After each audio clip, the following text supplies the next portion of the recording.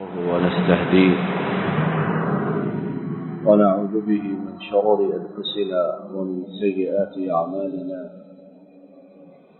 من يهده الله فلا مضل له ومن يضلله فلا هادي له. وأشهد أن لا إله إلا الله وحده لا شريك له، وأشهد أن محمدا عبده ورسوله صلى الله عليه وسلم. اللهم صل على محمد وعلى آل محمد كما صليت على إبراهيم وعلى آل إبراهيم إنك حميد مجيد. اللهم بارك على محمد وعلى آل محمد كما باركت على إبراهيم وعلى آل إبراهيم إنك حميد مجيد. رب اشرح لي صدري ويسر لي أمري واحلل عقدة من لساني يفقهوا قولي. اللهم انفعنا بما علمتنا وعلمنا ما ينفعنا وزدنا علما. سبحانك لا علم لنا إلا ما علمتنا إنك أنت العليم الحكيم. أعوذ بالله من الشيطان الرجيم. بسم الله الرحمن الرحيم. يا أيها الذين آمنوا كتب عليكم الصيام كما كتب على الذين من قبلكم لعلكم تتقون. وقال تعالى: شهر رمضان الذي أنزل فيه القرآن هدى للناس وبينات من الهدى والفرقان. ہر قسم کی تعریف و ستائش اللہ رب العالمین کے لیے، اور عرب درود و سلام امام الانبیاء قائد المرسلین رحمت دو عالم حضرت محمد رسول اللہ صلی اللہ علیہ وسلم پر اور آپ کے ان صحابہ کرام پر جنہوں نے آپ کی اتباع اور فرمانبرداری کی۔ اللہ کے فضل و کرم سے رمضان کا مبارک مہینہ ہم پر سایہ فگن ہو چکا ہے، اور بڑی تیزی سے اس کے دن گزرتے جا رہے ہیں۔ پچھلے جمعۃ المبارک میں ہم اس کے انتظار میں تھے، اور آج اللہ کی توفیق سے اس کا 7واں دن چل رہا ہے، اور دیکھتے ہی دیکھتے آنکھوں ہی آنکھوں میں یہ گزر جائے گا۔ خوش قسمت ہیں وہ لوگ جو اس میں اپنے گناہوں کو معاف کروائیں، اللہ کے قریب ہوں، اپنی التجاؤں، اپنی آرزوؤں کی اللہ سے تکمیل کروائیں۔ اور بدقسمت ہیں وہ لوگ جن کا رمضان بھی ایسے ہی گزر جائے جیسے زندگی کے باقی ایام گزر رہے ہیں۔ مختصر سے وقت میں اللہ کی توفیق سے بات یہ کرنی مقصود ہے کہ رمضان روزے جو ہیں اس کا حقیقی مقصود اور اس کا اللہ کا ہم پر واجب کرنا، اس سے ہماری زندگی میں کیا انقلاب اور کیا تبدیلی رونما ہوا چاہتی ہے۔ پہلی بات یہ کہ رمضان اس میں قرآن پاک کا نزول ہوا، قرآن پاک کی نزول کی ابتدا ہوئی،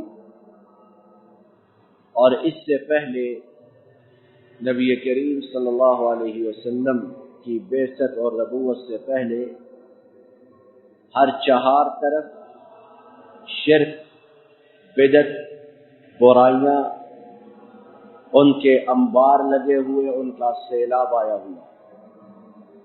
تو رمضان المبارک میں وحی الہی کی پہلی کرن نازل ہوئی، پہلی روشنی اتری، تو گویا ظلمتوں میں اندھیروں میں روشنی، خیر اور فلاح کا پیغام آئے۔ کیا سبق ہے اس میں میرے لیے، آپ کے لیے، کہ یہ مہینہ آنے سے پہلے اگر ہم ظلمتوں، گناہوں کی دلدل میں پھنسے ہوئے، برائیوں کا شکار، تو اس مہینے کے آ جانے کے بعد میرا اور آپ کا دل جو ہے وہ نیکی، تقوی اور بھلائی سے منور ہو جانا چاہیے۔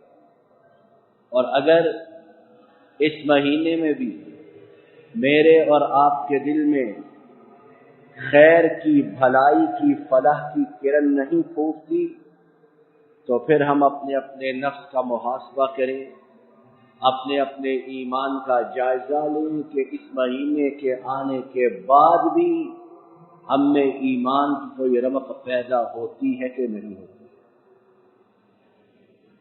دوسری بات جو میرے آپ کے سمجھنے کی ہے کہ روزہ، اس کا جو حقیقی مفہوم اللہ تعالیٰ نے قرآن پاک میں سورہ البقرہ دوسرے پارے میں بیان کیا، لعلکم تتقون، تاکہ تم لوگ تقوی اختیار کرو۔ چند ایک باتیں اس تقوی کے حوالے سے، روزے کے مفہوم کے حوالے سے ہمارے لیے سمجھنا ضروری ہے۔ پہلی بات یہ کہ تقوی کی اولین سیڑھی، پہلا زینہ، پہلا قدم، پہلا سٹیپ یہ ہے کہ ہمارا ایمان مضبوط ہو۔ اگر ایمان کی مضبوطی نہیں، اگر ہم گناہوں سے بچ نہیں سکتے، اگر ہم نیکیوں کی طرف لپک نہیں سکتے، اگر میرے آپ کے دل میں برائی کی نفرت پیدا نہیں ہوتی، تو اس کا مطلب یہ ہے کہ ہمارا ایمان انتہائی کمزور اور بودا ہے۔ اور اگر ہمارا ایمان کمزور ہے اور رمضان میں بھی یہی کیفیت ہے، تو اس کا مطلب یہ کہ ہم لعلہم یتقون اس کے زمرہ میں، اس کے دائرہ کار میں شامل نہیں ہو رہے۔ اس سلسلے میں دوسری بات، انسان کے اندر دو خواہشات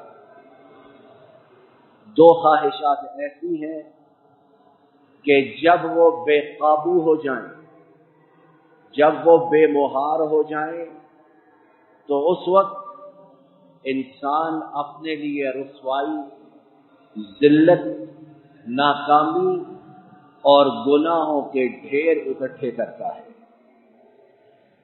ایک کھانے پینے کی خواہش، اور اس میں مال و دولت کو جمع کرنے کی بھی، اور دوسری نفسانی خواہش، جنسی خواہش۔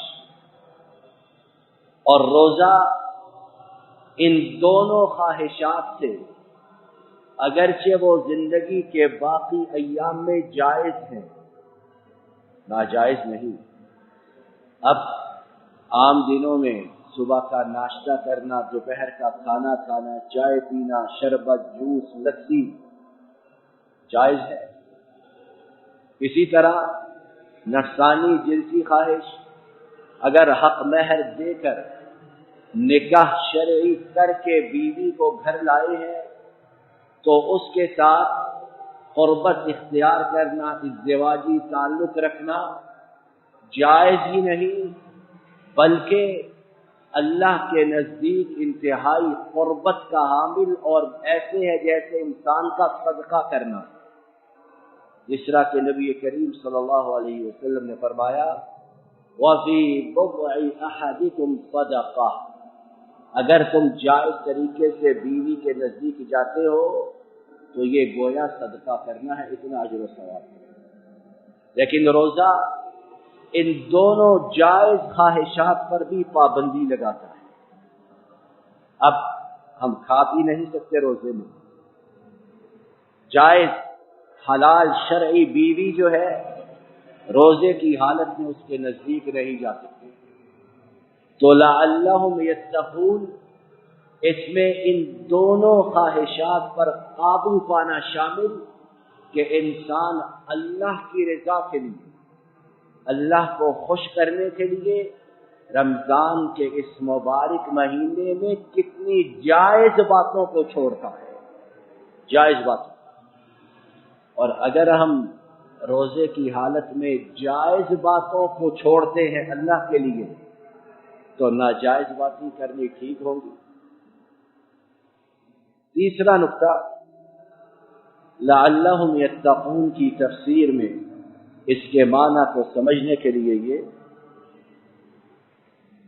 کہ کتنے لوگ بھوک، پیاس، گرمی، بیماری سہتے ہیں، روزہ رکھتے ہیں، لیکن اللہ کے نزدیک ان کے روزے کی کوڑی کے برابر حیثیت نہیں ہوتی۔ امام بخاری نے حضرت ابو ہریرہ رضی اللہ عنہ سے روایت کی کہ نبی کریم صلی اللہ علیہ وسلم نے فرمایا من لم يدع قول الزور والعمل به فليس لله حاجة في أن يدع طعامه وشرابه، فرمایا جو جھوٹ بولنا اور اس پر عمل کرنا نہ چھوڑے، روزے کی حالت میں جو جھوٹ بولنا اور اس پر عمل کرنا نہ چھوڑے، اللہ کو کوئی ضرورت نہیں کہ وہ اپنا کھانا پینا چھوڑ دے۔ اللہ کو کیا ہے؟ غنی عن العالمین ہے، بے پرواہ ہے، تمام کو وہ دیتا ہے، کوئی اللہ کو نہیں دیتا ہے۔ تو کیا معلوم ہوا کہ جب جائز خواہشات چھوڑ دینی ہے روزے کی حالت میں جائز، تو پھر ناجائز چیزیں جو عام دنوں میں بھی ناجائز ہیں ان کے کرنے کے ساتھ روزہ کیسے ٹھیک ہو سکتا ہے؟ اور دارمی کی روایت میں نبی کریم صلی اللہ علیہ وسلم نے ایک اور طریقے سے یہ بات سمجھائی، فرمایا کم من صائم لیس من نصیبہ الا الظمأ وکم من قائم باللیل لیس من نصیبہ الا السہر او کما قال صلی اللہ علیہ وسلم۔ آپ نے فرمایا کہ کتنے روزے دار ایسے ہیں کہ ان کی قسمت میں سوائے پیاس کے کچھ نہیں ہوتا، رہتے ہیں روزے سے لیکن گناہ، غیبت، جھوٹ، چغلی جاری رہتی ہے، تو گویا صرف پیاسے رہتے ہیں، اللہ کے ہاں کوئی اجر و ثواب نہیں۔ اور فرمایا کتنے رات کو رمضان میں قیام کرنے والے، تراویح پڑھنے والے یا اس کے بعد تہجد دیر تک عبادت کرنے والے، ان کے نصیب میں صرف رات کو جاگنے کے علاوہ کچھ نہیں ہوتا، برباد رات کی، بظاہر عبادت کی، لیکن اللہ کے ہاں وہ عبادت کوڑی کے برابر ہے۔ تو کیا معلوم ہوا؟ تیسری بات لعلہم یتقون کے ضمن میں کہ جب جائز باتیں چھوڑی تو پھر ناجائز کا کرنا کیسے ٹھیک ہو سکتا ہے؟ اور بھائیوں، دوستوں، بزرگوں، بہت زیادہ ہمارے روزوں کو خراب کرنے والی چیز، تباہ کرنے والی چیز ہمارے اپنے بدن کے گناہ ہیں۔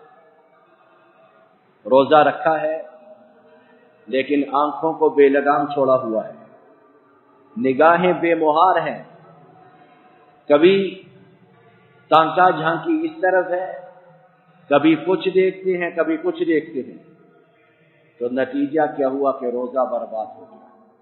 زبان بے مہار ہے، ہاتھ لوگوں کو تکلیف پہنچانے سے باز نہیں آتے، یا روزے کی حالت میں دماغ شیطانی باتیں سوچتا رہتا ہے، یا روزے کی حالت میں قدم اس طرف اٹھتے رہتے ہیں جس طرف جانا ناجائز ہے، یا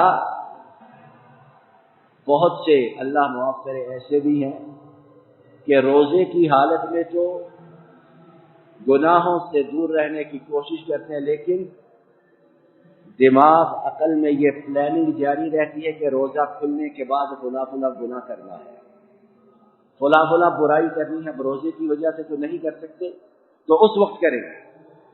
ایسا بندہ سمجھ لے کہ اپنے روزے کو، اپنے ہاتھوں کو برباد کرنا ہے۔ چوتھی بات، لعلہم یتقون کے ضمن میں ہمارے سمجھنے کی یہ ہے،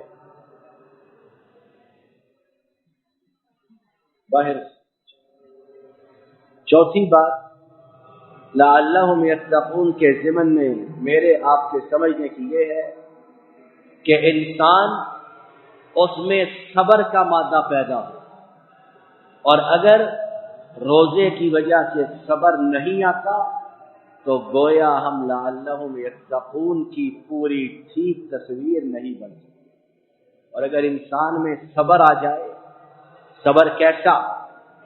اللہ کی طرف سے نعمت آئے تو اس پر شکر کرے اس طرح جس کا شکر کرنے کا حق ہے، مصیبت آ جائے تو اس طرح صبر کرے جس طرح صبر کرنے کا حق ہے۔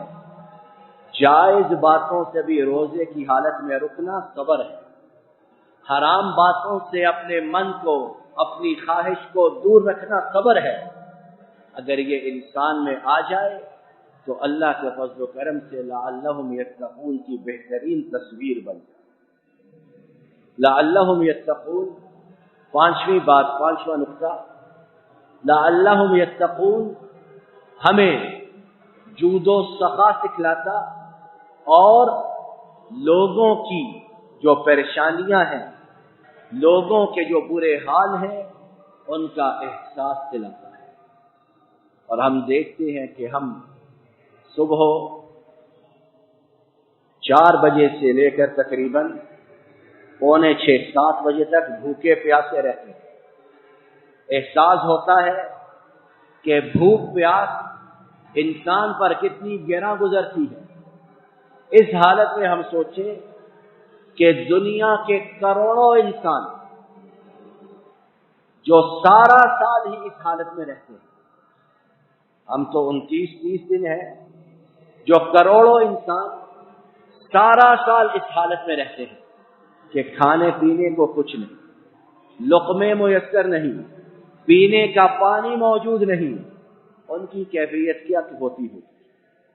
تو لعلہم یتقون ہمیں احساس دلاتا ہے کہ ہم دوسروں کے متعلق سوچیں اور اپنی استطاعت کے مطابق ان کی مدد کریں۔ اور اسی لیے رمضان جود و سخا کا مہینہ ہے۔ رمضان اللہ کی راہ میں تیز آندھی سے زیادہ خرچ کرنے کا مہینہ ہے، اور ہمارے نبی کریم صلی اللہ علیہ وسلم سارا سال اللہ کی راہ میں صدقہ و خیرات کرتے، لیکن رمضان میں تند و تیز آندھی سے زیادہ اللہ کی راہ میں صدقہ و خیرات کرتے۔ تو یہ وہی چیز کہ دوسروں کا احساس جب دل میں پیدا ہو، دوسروں کے لیے جب دل میں ایک تڑپ پیدا ہو کہ لوگ کس حال میں، انسان میں جذبہ خیر پیدا ہو تو وہ دوسروں کے لیے کوشش کرتا، انہیں دیتا، اور اللہ نے جو اس پر نعمتیں کی ہیں ان نعمتوں میں دوسروں کو بھی اپنے ساتھ شریک کرتا ہے۔ اور بہت سے بدبخت جو اسلام کو سمجھتے ہیں کہ یہ انسانیت سے ایک دور دین ہے، خواب و خیال کا دین ہے، ان کے منہ پر زناٹے کا تماچا ہے کہ اسلام نے روزے کی حالت میں بھی دوسروں کے لیے خیر کا سوچنا، دوسروں کی بھلائی کا سوچنا اسے بند نہیں کیا، بلکہ اس کی ترغیب دی، اور اس کا عملی نمونہ میرے اور آپ کے نبی حضرت محمد رسول اللہ صلی اللہ علیہ وسلم نے اس طرح پیش کیا کہ تند و تیز آندھی سے زیادہ رمضان المبارک میں صدقہ و خیرات کیا تھا۔ چھٹی بات لعلہم یتقون کے ضمن میں کہ یہ ہمیں جفا کشی، محنت اور صبر کے ساتھ کٹھن اور مشکل کاموں کو سر انجام کرنے کا درس بھی دیتا ہے۔ اب تو روزے کی حالت میں تھوڑے سے 5-10 منٹ ہم دھوپ میں کھڑے ہو جائیں تو پسینے چھوٹ جاتے ہیں، گھبرا کے سایہ ڈھونڈتے ہیں، پنکھے کے نیچے آنے کی کوشش کرتے ہیں، مزید گرمی ہو اے سی کولر کو تلاش کرتے ہیں۔ اور لعلہم یتقون کیسے تھے وہ لوگ کہ غزوہ بدر جو ہے اسلام کی پہلی جنگ وہ 17 رمضان کو 17 رمضان کو، فتح مکہ جو ہے وہ رمضان المبارک میں ہوا 8 ہجری میں، غزوہ احد جو ہے وہ رمضان کے فوراً بعد 6 شوال میں ہوا۔ وہ لوگ تو لڑائیاں لڑے حق و باطل کے درمیان فیصلہ کرنے والی، رمضان میں نہ وسائل نہ کوئی ٹھنڈ اس کا بندوبست، چٹیل میدان پہاڑ، اور آج ہمارے ایمان اتنے کمزور کہ معمولی سی دھوپ کیا کہیں پنکھا بند ہو جائے آفت آ جاتی ہے کہ ہم روزے سے ہیں، ہمیں روزہ لگ رہا ہے، اور تھوڑے سے گرمی کے دن مزید آئیں تو بار بار منہ دھونا، بار بار بدن کو گیلا کرنا ناجائز نہیں، حرام نہیں، لیکن کیسے تھے وہ لوگ جنہوں نے اللہ کے فضل و کرم سے دنیا میں اسلام کو پھیلایا، جنگیں لڑی رمضان میں، اور ایک ہم ہیں کہ صرف روزے کو پورا کرنا ہمارے لیے ایک کٹھن مرحلہ ہوتا ہے کہ روزہ کسی طرح پورا ہو جائے۔ تو چھٹی بات میرے آپ کے سمجھنے کی کہ رمضان ہمیں مشقت کا، محنت کا، کٹھن کاموں کا حکم دیتا ہے جائز حدود میں، انسان کی اپنی طاقت کے مطابق، استطاعت کے مطابق۔ ہم اگر اللہ کی توفیق سے ان باتوں کو ذہن میں رکھیں، لعلہم یتقون کے متعلق ان 6 باتوں کو جاگزی کرے اپنے دل و دماغوں میں، تو اللہ کی رحمت سے بہت امید ہے کہ ہمارا رب نہ صرف ہمارے روزوں کو قبول فرمائے گا بلکہ ایک ایک روزے کے بدلے ہمیں وہ اجر و ثواب عطا کرے گا جو میرے اور آپ کے وہم و گمان میں بھی نہیں ہے۔ اللہ تعالیٰ اپنے فضل و کرم سے ہمیں صحیح معنوں میں رمضان المبارک کے ان مبارک ایام کو گزارنے کی توفیق عطا فرمائے، ہمارے روزوں کو قبول فرمائے، ہمارے روزوں میں جو کوتاہی، غفلت، سستی اور گناہ ہیں ہمارا رب انہیں معاف فرمائے، اور روزوں کی وجہ سے اپنے فضل و کرم سے ہمیں گناہوں سے اس طرح پاک فرما دے جس طرح آج ہی ہم اس دنیا میں پیدا ہوئے ہیں۔ وما ذلك على الله بعزيز۔